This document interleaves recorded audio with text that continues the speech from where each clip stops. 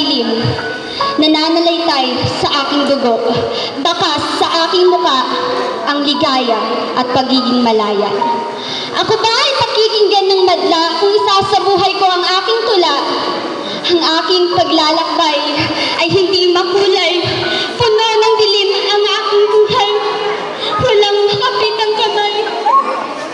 Ang ating labi ay walang tinta, pero ito, kapag magsalita, may tibok at malaya ka.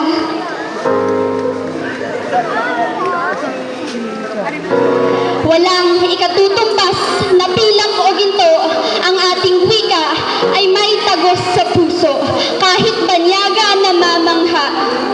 Ikaw, pati rin ikaw, kayo, tayo.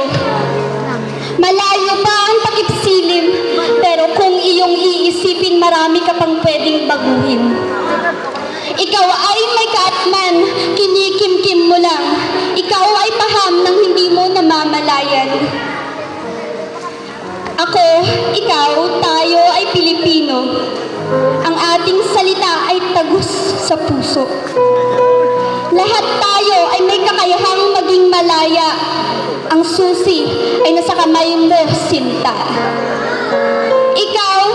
Ikaw ay malaya. Nasa sa iyo na lang kung gusto mong maging malaya. Yan po lamang.